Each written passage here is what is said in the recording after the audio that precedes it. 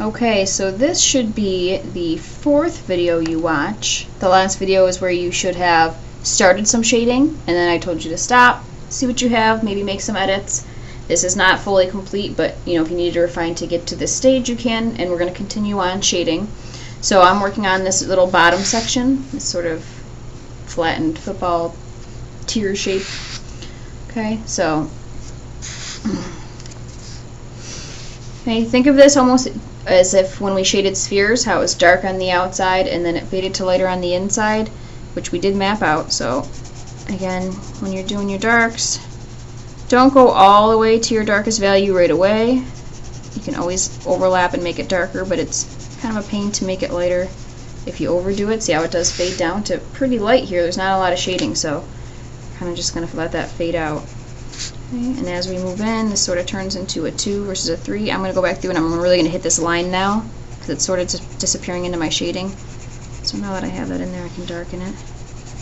Okay, this is a 2.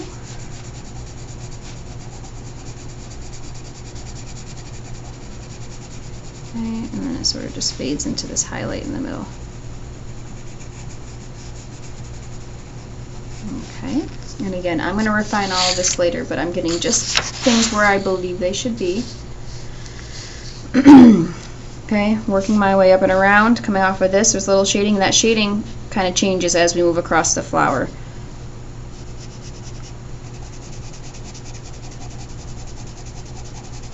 Okay. So again, hopefully you are following along, shading with me. Pause the video if you need to. You know, if you move a little slower than I do, that's fine. Just pause and start when you're ready. Rewind if you need to. Whatever works. Okay, so as I did a layer tight here, and then I spread out, press a little lighter, and now I'm spreading out and pressing even lighter. So I'm just sort of gradually fading that out. Okay, so there's the middle of that. I'm going to go through and I'm going to bring this line back through a little bit. Starting light. I can darken it later if I need to. Okay, and you know, the edge of this flower doesn't have a lot of shading here. It ends white, so I can just start to get that background in just so I can see the edge of it, and that's really dark. We know that's super black, so you can press pretty hard just to define that edge. Okay, you can do that across this whole bottom edge if you want to, just so you can check your values against each other. So here I'm pressing pretty hard.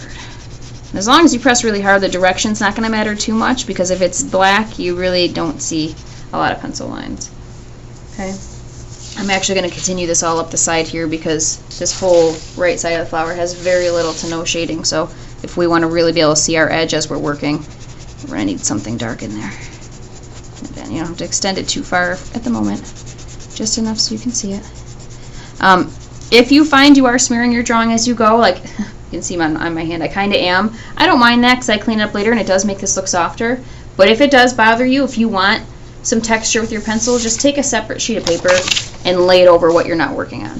So, you know, you can pause the video and get some paper if you need to for that.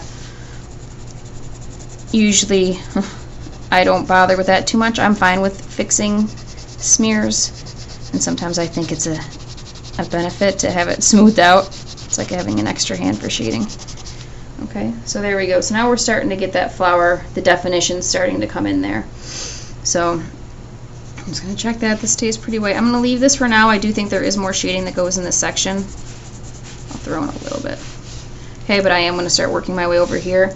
Now that I have more shading in, I think this area needs to be darkened. I think it's a lot more intense on the picture than what I have. So go back into it.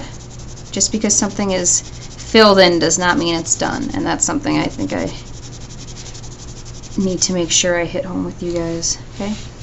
Alright, so now I'm going to start here. So this is all like a 2. There is some white areas, but most of this has some sort of shading. So I'm going to kind of hit all of this going across at once, and the only place I'm going to leave is right here where it's super bright. So start light, and then you can always overlap to get things darker. And again, the direction matters, especially if you're not good at shading smooth yet.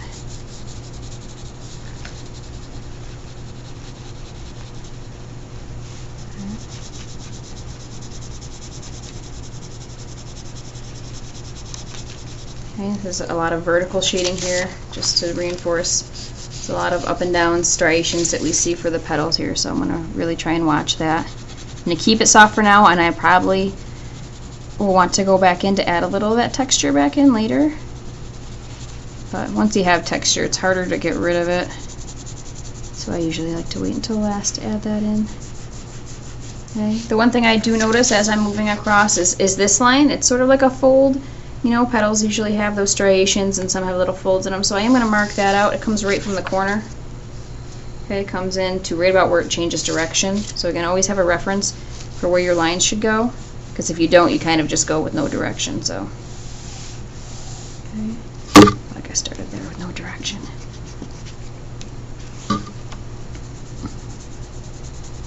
Okay, so I want to mark that out, and again, I'm keeping it light. I'm putting it there so I can see it, and I can work back into this shading here.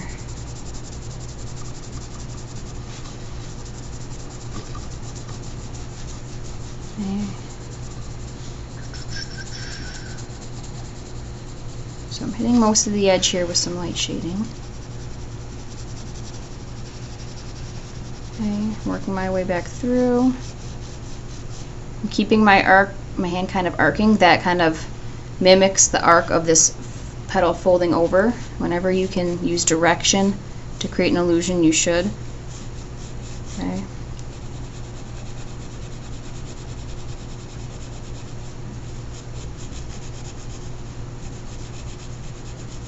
Okay, work your way back through. If something's appearing too bright for you, go back, add a little to it. If something's not dark enough.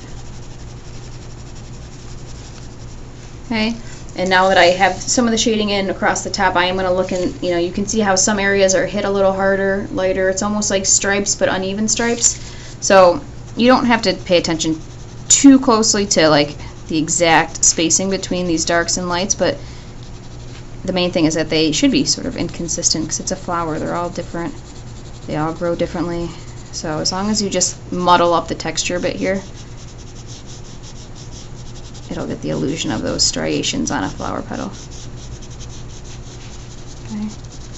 And it does, some places shade down further than others. It is very uneven as far as how it fades out here.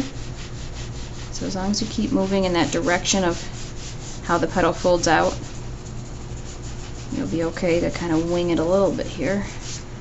Just don't get too heavy at first, that's all. So many people go straight to super dark. Okay, let those darks build. You can use your finger if you want to keep it really soft and just extend a little bit. Use your finger to sort of take the shading you already have and extend it. Okay. And then again, always go back and compare. So comparing my drawing to this one, I do think this petal, this piece in the middle, is a lot darker than what I have. So I go back through, layer in a little bit to darken it. Okay. And you may find you may need to make adjustments that are different than what I made. So whenever I bring this up, and if yours wasn't too light, then look and see if there's something else you can correct while I'm correcting mine.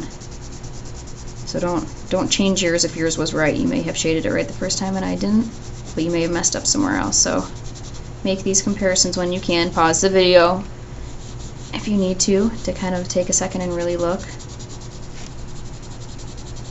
Okay. And see how to do these kind of drawings right, you really need to just go over and over and analyze what you did wrong, what you did right. Okay.